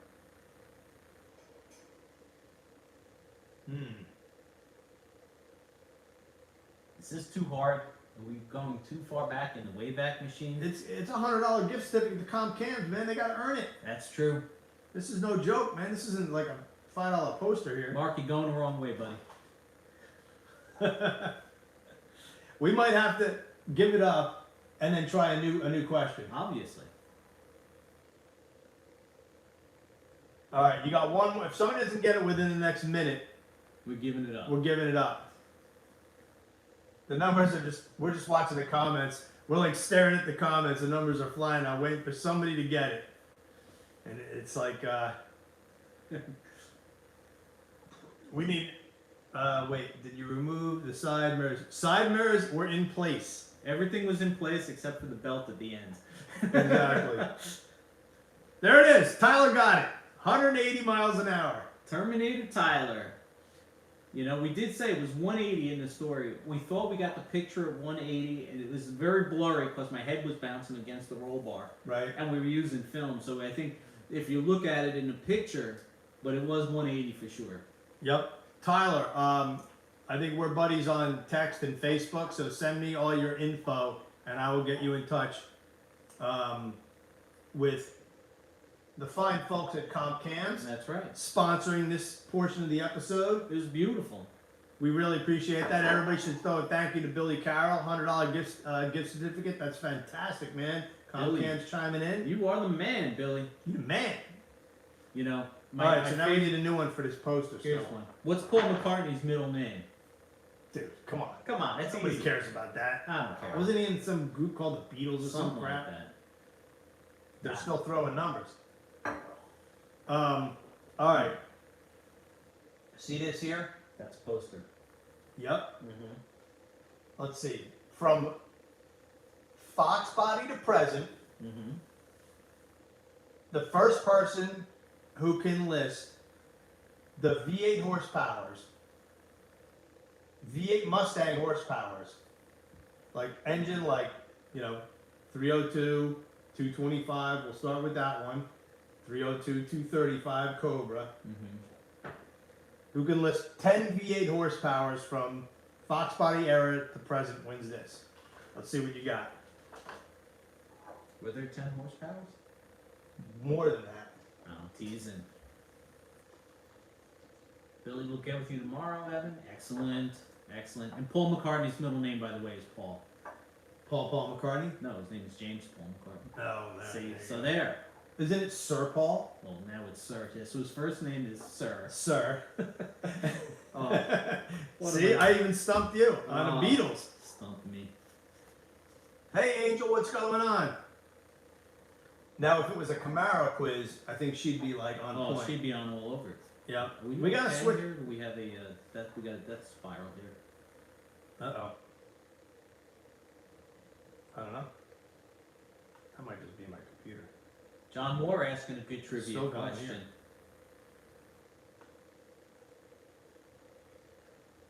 That is a good question. Let's see. I know what it is. Where we at here? Oh, here's a question for John Moore. What was the horsepower in '93? The 5-liter it dropped. is correct. Yep. So I'm having a computer issue. Go on your phone and see if are we still live or what? Because I'm having a little thing here. Music from Jeopardy.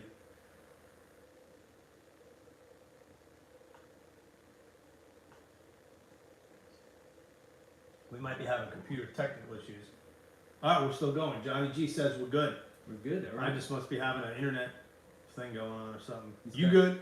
He's got problems with the. Oh wait, we interface. got Mark Wilson. 130, 1, 2, 3, 4, 5, 6, 7, 8, 9, 10. You got it. Nice. All right, John. Mark gets a poster. All right. All right. Remember, All right, that's one poster. we're up three subscriptions to Muscle Car Campy. We need about 197 more. We got to get this guy to 1,000 subs so he can monetize and actually make a little bit of money doing this. So that's one of the goals, is to help, help the needy. I won't do anything for my brain, but that's okay. No, but it'll do something for your ego. Oh, I don't know. Yeah, I. You know what? Money is secondary. When you have as much money as I do, it's not important. I just want to have fun with cars. And Oh, this is a good one. Vinny's got a good one, and I know the answer. What color paint was used at the factory? This is going to be for the second poster because we have 2 of these. I love Vinny's question. Vinny should just write the questions. He should be like our writer. It's a little scary. All right, so second poster. Wilson gets the first one.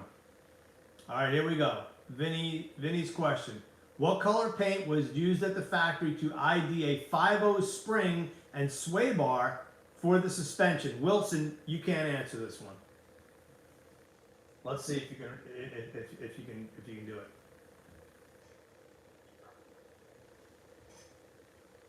Let's see what we're working with. John Moore says orange. Vinny's gonna have to wait and give us the answer. Vinny, text Campy the answer. I want to make sure I'm right. First answer is purple, which is what I was going with. Billy, thanks for everything, buddy. You have to head out. We really appreciate the giveaway, man. That's fantastic. Thanks. Yeah, Billy, super appreciate it. Thanks for watching, and we appreciate Comp Cams. We really do. All right, we got a winner. We got a wiener. Vinny said purple. Purple. Yeah, I knew it was purple. Who was the first purple? Let's see, where are we at here? Let's see. I think this guy Mark was.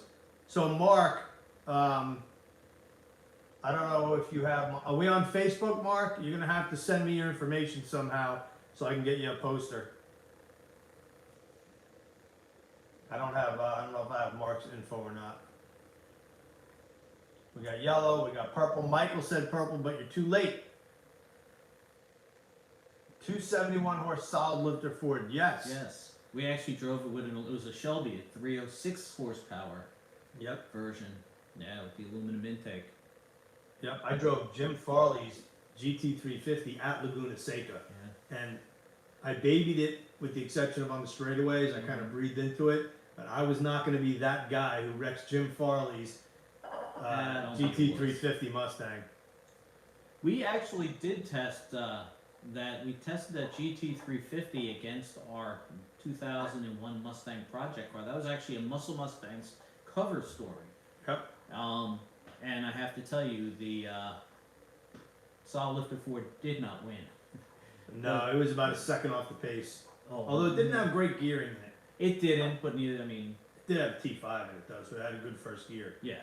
But the that car, that white car, Pete ran- Larkins, Pete Larkins. 65 GT350. I think our white car ran 1371 stock, if I'm not mistaken. Right. Which was getting it for a 4.62 valve. That was the PI motor. Those were way better. A lot of fun times back in the Muscle Mustangs days. We were like kings of the mountain as far as doing everything with the cars. I would sit in my office and think of the dumbest stuff we could do or the craziest ideas, and and I'd send Evan out to do them, and he would do it. But we'd spend so many days. We did I don't know. I'm sure John Moore will remember this because he wasn't there this day. We did a 3-way Cobra R test, the 93, 95, and 2000 Cobra R. It started at Milan, Michigan, and then we went to Grattan Raceway. And what did we do the opposite? We went the opposite way. Yeah. We did Grattan first, then Martin, Michigan, and one of my favorite days or weeks on the job. That was just Greg Biffle shows up because he bought a new Lightning and he wanted to drive his Lightning. Given a Ford Lightning. And he wanted to drive it on track, and the guys from Ford asked if they would be mind if he came to our test day. Yeah. And it just turned into a free for all. Those cars everywhere flying. It turned out it ended up me racing Biffle. Yeah. And Evan always had a faster, higher horsepower car, and it's amazing. It's the only way I can keep up with him. But he was, if I remember correctly, the cars were about 6 seconds apart per lap, and Greg was 6 seconds faster than me per lap. Yeah. So if I drove the faster car, I could keep up with Greg, which made me look like a hero, and that was a lot of fun. I remember at one point Greg said, "You guys got any tape?" I'm like, "We need tape." And he taped off the whole front of the car to get more downforce. I'm like, "That really works?" He's like, "Oh yeah, watch this." I'm like, "That thing's gonna overheat." He goes, "I'm only doing one lap." And then when we went to Martin, or Milan rather, with the 3 cars the next day, and we ran good numbers. And for the sake of argument, now keep in mind, Ford provided us with a Roush mechanic to Roush mechanics. Yeah, to do change if we needed tires changed, blah blah blah. And we took the front splitter and the rear wing off the R, and the thing went like a 0.2 and 3 mile an hour quicker in the quarter mile. I mean, it was crazy, bizarre numbers how much faster. It was a big difference. A lot of drag on that stuff, but God, did it work good on the track. Oh, and on the street, man. Missed the MF. Victor writes, "Missed the MMF and FF magazine during the 90s and early 2000s. Such a cool time." We agree with that. Yes, indeed. It was a time when the cars were good. They were getting great. The hobby was still still amazing now. But the cars seemed more affordable. But there was nothing off limits. If we needed something, one day Evan and I were bench racing about the how fast our Lightning project car was going, basic bolt-ons, and I just said something to the effect of, "Can you imagine you put that motor in like a Fox Mustang, a gutted Fox Mustang, how fast it would go?" Yep. 2 minutes later, I called up John Coletti, and I said, "John, I have a great idea." And he's like, "Uh-oh, this is gonna cost me, right?" And I told him what it was. His exact response was, "Where do you want me to send the engine?" Sean Highland. Yeah, so I had to actually find a place to do the swap. No one had done it yet, and sure enough, he sent the motor. It was a brand new engine. I mean, it was just that car was so nose heavy after we put that motor in that like Jim Diamore and Sean Lacko literally turned around and lifted the back of the car off the ground. That car was one of the hairiest cars to drive because it would spin in second gear, and it was just so light in the back that, I remember one time you made a pass in it, and I'm watching you go down the track, and I'm like, "Hey, I could see the side of the car." And you were completely sideways. It didn't even feel that. It just felt like that slick when the car starts swaying at high speed. Yeah. And you were like, I come back to the pits, and you're like, "You okay?" I'm like, "Yeah, why?" It was like my fastest ET ever at the time. It was like, "You okay?" I was like, "Yeah, why?" He goes, "Dude, I saw your door." And I'm like, "Oh, felt okay in the car." Well, and it's a testament to how great the Coyote is, because even like talking about the 2000 Cobra R, 385 horse from the factory, but really probably about 425, right? But that was a 5.4 4-valve. So the 5.0 4-valve with like 30 less cubic inches now makes 480 horse in its in its best trim in the Bullet and the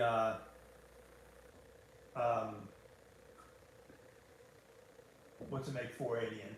Yeah, the Bullet. Yeah, the Bullet. Yeah. Yeah. No. George says, nice hookup. Make a phone call and get a 5.4. My ultimate score was getting a Cobra project car for Project $1. Frightening. That's what it was. Yeah. And I was the first and I think only guy who ever got a $1 car from SVT up to that point. I know I was the first. I don't know if anyone ever got one after. John Moore, you might know, but Well, technically it was the Lightning, but that went to the company. that went to the company. But it wasn't a Mustang. It wasn't a Cobra. No, but it was fun. Hey, there's Josh Russell from the Gilmore chiming in. His 93 is still apart in the garage. He's a maniac. He drives in the winter a convertible Fox body from like Kalamazoo, Michigan to his family in Chicago like twice a week. Josh is a man after my own heart. That's golden. He's going for the budget build, Pro Max heads. Josh, when you run the museum, but Josh runs the museum. So anybody on the channel who's going to come out, make sure you say hi to Josh. But I got to get you connected if you already don't know Mark Wilson with Ford, because he is the Fox body guru. And when Mark comes out, I'll make sure we connect you guys. And hopefully John Moore can make it too. Hopefully we got the whole kind of putting the band back together. Nah, that'd be awesome. Yeah. John says the 93 had its place to keep up with the Camaros and 944s. 95 was built for IMSA. Yep. Yeah. The biggest problem with the 93 was the fuel tank size. They were always pitting. They could never keep enough fuel in the car. Which is why the 95 had a sump. We're very fortunate. If you guys see some of the names on here, John Moore, I don't know if it's MB on here, but Mark Wilson, some pretty heavy hitters with Ford Motor Company. Absolutely. If you guys have questions for them, they can answer that stuff too. And a lot of industry people chiming in, which is cool. Billy Carroll and Andrew Castleberry, who was with Ford for a while, doing his own thing now with a Mustang. Dave Wasenda, huge guy out there in the Mustang world. A lot of people. This has been a great night so far. Oh, a lot of fun. I mean, just bringing back a lot of memories, and God, we did some crazy fun stuff. And one of my favorites was, the whole idea behind Project Superfly was to go as fast as possible, naturally aspirated. So at the time, I think we had 430s in it. Yep.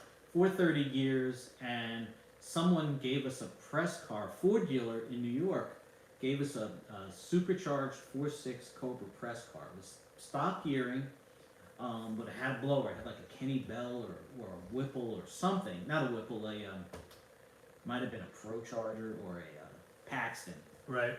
And we're going to deliver the cars back to the dealer. So we're getting up there, and we're like, we're being good boys, right? For the first time, we're like, you're following me, because we don't have no idea where we're going. Yeah, right. And we get to a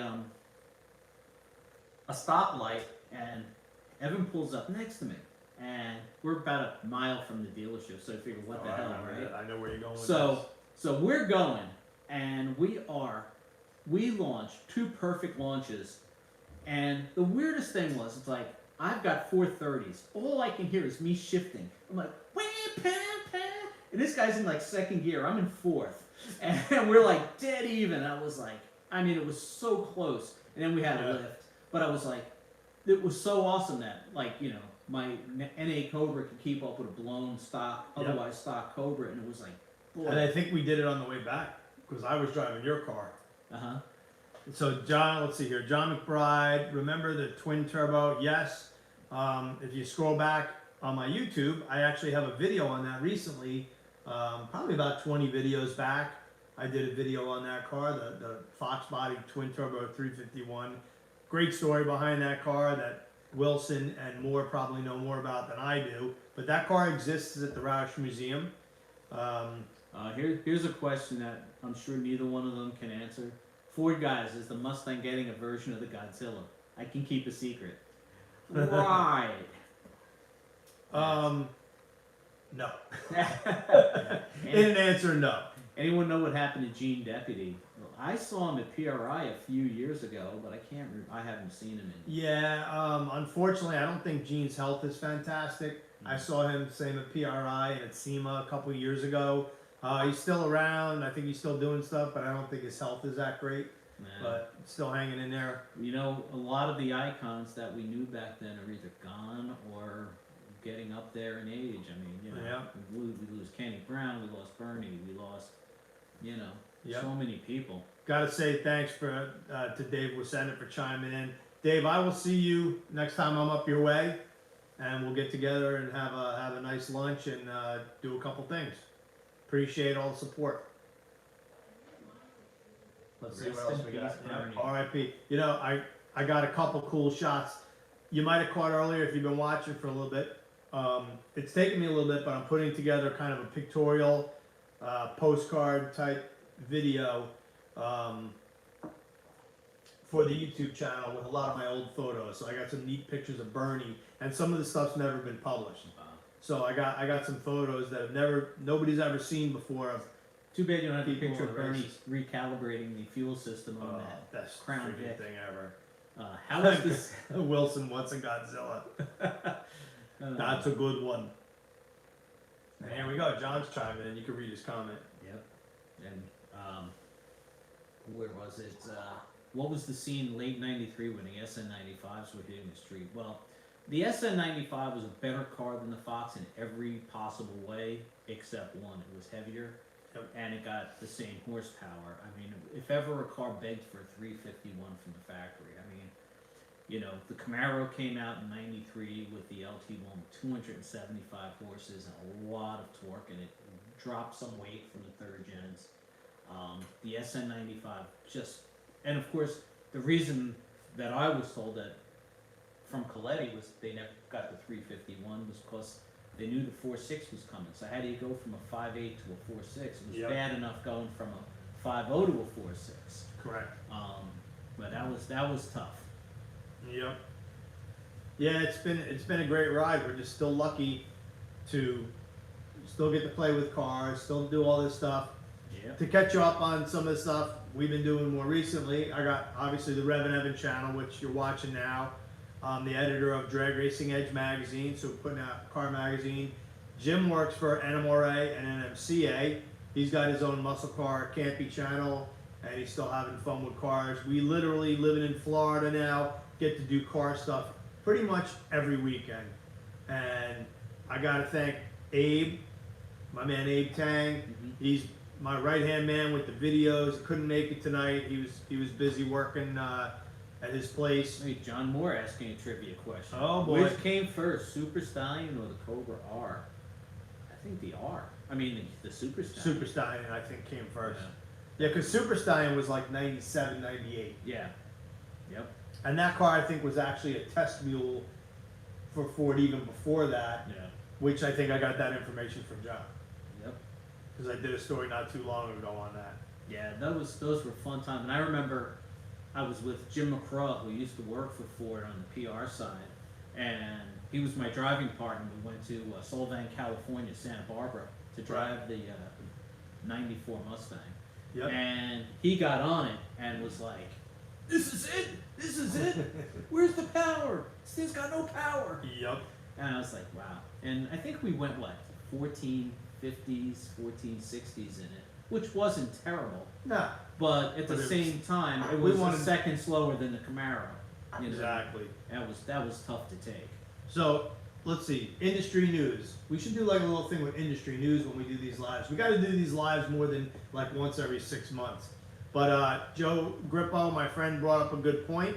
Big news about Maple Grove Raceway. With all these tracks going by the wayside, Palm Beach is gone. Houston Raceway Park gone. It is. Gone. Thank God, it's great to see. Niedermeyer dead. That the Koretsky family bought Maple Grove, and if I know Captain Chaos and Kid Chaos, they're going to make that place great because two racers, they race pro stock, they've run all kinds of brackets and things. So I have a feeling that Maple Grove is going to get an infusion of drag racing goodness, and maybe even I could see the Motorsports Nationals or something coming back there with those guys running it because they're going to be looking for good, solid core events. Well, that track needed some new management for a while, I think. Yep. There's a certain, as one of the people who worked said, if we don't yell at a racer, we're not doing our jobs, which is kind Yeah, of and I don't not, want to name names, yeah, but and that's not how you treat your customers. no, you gotta That's how you have treat your employees. you gotta have the Bill Bader, kind of Yeah. approach. Sell the ice cream cheap and make racers happy. They're your That's it. customers. Absolutely. Yep. And of course, now our next NMRA, NMCA event is coming up in St. Louis. Yep. Gateway to the West, Worldwide Technology Raceway. That's going to be a great event. Last year we packed the pits. Last year we didn't have the best weather. I can't even. I mean, we literally. I don't think we could have put another 20, 30 cars in that place last year for the racers. Nah. We were all the way down to the end of the shutdown area on the one side. Yeah, that was a great event last year.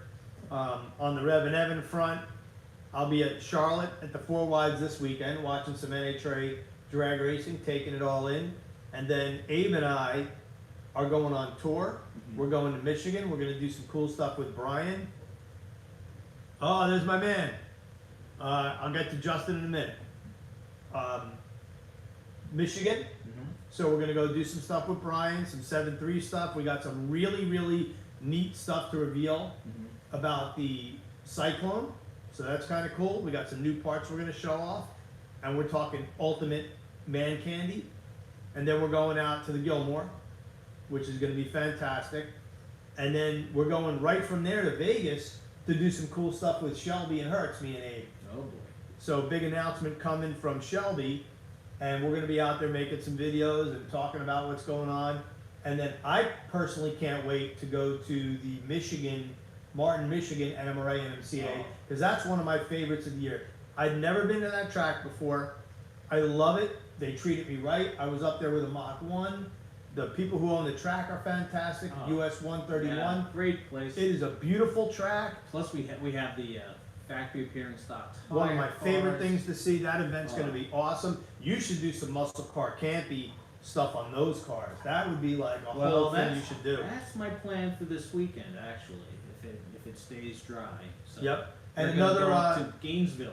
There's some factory appearing cars. Yep. I up might there. go with you. So I'd love to do that. So one of my freelancers on here for many, many years, my man Justin Fivell, Race Gas Smells Good. He's got a YouTube channel. Oh. So check him out on YouTube. He's on the West Coast. How are things on the West Coast? And I think he's got a question. What is the closest you came to canning Evan when he was a young journo? What's the craziest thing he did? Holy crap. I don't know if I need to leave the room for this. That's like two completely separate questions. Yeah, I don't think you ever came close to firing me. I can honestly say I don't think I ever came close to firing you because first of all it'd be too much work, Yeah. and what's You'd the miss me. craziest thing you did? I'm not even gonna say that. I mean, there's so much crazy stuff. I mean, like I said, the adventures that we used to get in were Maybe the 341 hill climb. that was the nuttiest thing you ever did. That was probably one of the craziest things I've ever done. Yeah. Let's see. Was it when he grenaded the rear on the Cobra test car? Yes. That was a bad day. yeah. You know, You were going to a wedding like the I next was supposed to day. take it to a wedding. I was going to drive it. It was mystic. It was quite the car, and it was actually for a 4.6 Cobra. That thing ran. And I could have had it fixed for you, and you chickened out. No, I told you to take. Told you to take it to the wrong dealer. No, I could have taken it to DMOR's, Oh. JDM, and Yeah. nobody would have known nothing over there. Yeah, but I told you to take it to who I thought was a friendly Ford dealer, And they ratted us out. and they ratted us out. Yeah. Give you the backstory on that. I pick up a Cobra, 96 96. Cobra Mystic at Manhattan Ford. Yep. I take it directly to the track. It has 850 miles on it. It is brand new. People are wigging out over the color. They can't believe it. I'll give you the abbreviated version of the You story. put some like ET Streets on it. Oh yeah, I put a full slick on it because Okay. that's what we do. Yeah. And I went like 13.7, 13.6. I kept raising the launch RPM. Went 13.38 at like 7,000 RPM launch, dumping the clutch. Well, it just kept going faster. So the next run, I put her on the wood, let the clutch out, and it blew the rear. It broke the rear so bad that it hurt my back. Like I felt it in my lower back. Yeah. I mean, it just blew everything up. Jeez. And then I had to call you. Oh, and You then were not happy. and and Ford, the beauty of them was, again, this is how smart they were. They were like, we don't want you to fix it. We want to know why it blew up. And I was like, well, plus you put 28 spline axles in. It needs 31 spline axles from the factory. And sure enough, when the '05 Mustang came out, it had 31 spline axles from the factory. They fixed them. They wanted to know Yep. what the problem was, and they fixed it. So you can thank us right here. Yeah, that's it. I don't know how true that is. Maybe Mark Wilson can chime in on that. I heard. No, I know our story is true, but let's see. Mark's the man. Mark Campy used to come up to the US 131 for the pure stock drags. I know. What was the original SLA? Oh, that's a good question. I'm gonna go with the one we drove at Road Atlanta. The 500. What was the that? FR 500. FR 500. That was. Am I right, Mark? That was a wonderful, wonderful car. Both of them. Or was there one before that? No, I think that was. I think he's talking about built by Ford. That was built by Ford. Love learning this new stuff. Mark, so obviously Mark did not know about the rear blow up. Mark, am I right? The FR 500, one of the greatest days ever on the job for me personally. Yeah. Road Atlanta, Max Pappas, Rusty Wallace, me and you. And two FR 500 Mustangs, 3. a new C5 Corvette fixed roof coupe, and a Viper GTS. And the track all to ourselves. Oh, yeah. And Wait. There's two questions. There's some. Go ahead, say it. I'll get to the other later. so we got to ride with Rusty and Max, and then they rode in the car with us. And I'll just point out, they were both Ford drivers at the time, and they both won the following weekend. I'm not saying nothing for nothing, but They forget about it. watched you and did the opposite. This guy. Either way, I inflicted my tutelage on them. There you go. Guy said he used to hang with Jimmy V at E-Town. How is Jimmy V doing? I have not heard from Jimmy Vaccaro. I haven't heard from him in years. Oh my over there. God. I mean, we've been down in Florida 13 years, so it's probably at least 14, 15 since we heard of him. Let's see. Mark Wilson's not chiming in. Let's see. Silver, black, white, yeah. Doug Mangrum was a good friend of mine back in the 50 heyday. That's back when you drove the red 88. I have pictures of the red 88 coming up in my video. That's probably gonna. What's today? Tuesday. It's probably gonna drop Thursday. So definitely want to make sure that you're got that bell going, subscribe, all that good stuff. Favorite project car of all magazine builds? Project Stalker. For you, it's easy. I loved Superfly Destroyer of Hideous Camaros. That car was just frightening, was crazier, wackier. So was the Lightning. I mean, we did some incredible stuff with that Lightning 1020s. on a daily driven street car that weighed 4,400 pounds, which of course is what a new Forget Charger about weighs. it. Forget about it. But Superfly, we always joke, you know, I always say it was faster on a road course Ooh, I'm right. than a Ford GT. And what was, okay, so it was a small course, and anything bigger than a mile and a half, I would have gotten destroyed, but it was still faster. Yep. And, but I drove that car even with the new 5.3 stroker car. I can't even tell you how many 100,000 miles. Drove it to California and back. It was just a delightful car. Here's one. Go ahead. What was the very first Muscle Mustangs and Fast Forward project car? Would have been Collison's. Let's see if anybody knows the name. Which was picked up from another magazine actually, but it still was the first. Yep. Let's see. So, what was the first Muscle Mustangs and Fast Forward project car? Ed Holmberg. Yeah, there. I knew Ed Holmberg would get that. Yeah. Yep. Yep, that was easy. All right, what was the second? So, Code Blue. Vinny Kung says Code Blue. Me, Mr. Mustang was the first. Yeah. Well, what do you say we wrap this up, Ev? We Yeah. gotta save some for the next time. We've been going at it for almost 2 hours here. That's crazy. And it always flies. Next time we're doing this on Muscle Car Campy's channel. Yeah, we gotta so make sure you guys give him a follow.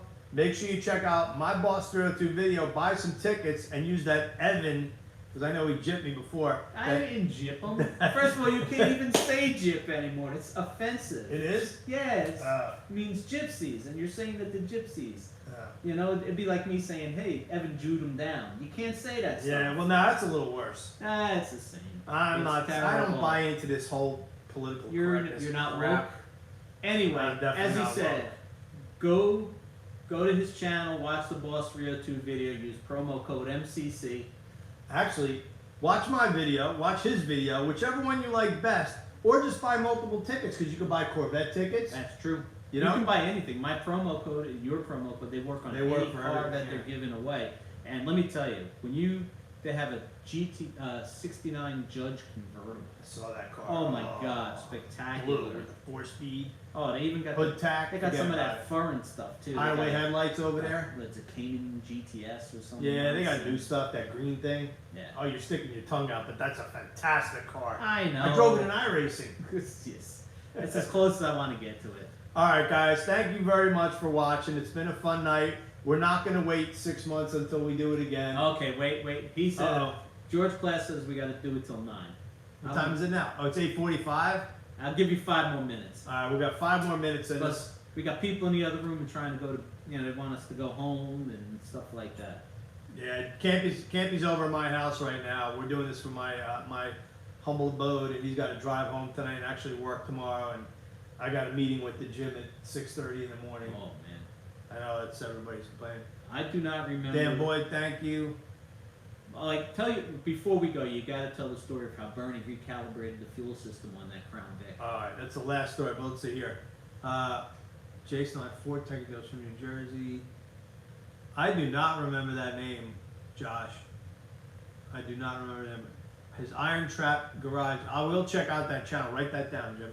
Iron Trap Garage. Yep, we'll check him out and give him a follow. All right, one last story. Bernie picks me up for lunch in a Crown Vic. We go to the Ford dealership. He's got to work on the car or something Yeah, like that. He was out like road testing it to find out what the problem was. It had a stumble. Yeah, It had a stumble. So Bernie had to fix it. So, So- they go behind the building. They get back to the dealership. Well, first we go in the shop. Bernie comes out of the shop with a socket, a hammer, and a pry bar. And I'm like, what? And, you know, he's like, come on, kid, I'll take you to lunch. Yeah, I and was, this- this and- is like 1990. This is when I when know, Evan it's pretty first young. started with the magazine. Here you have Ask Bernie, legend in the Legend. game. Can name any part number.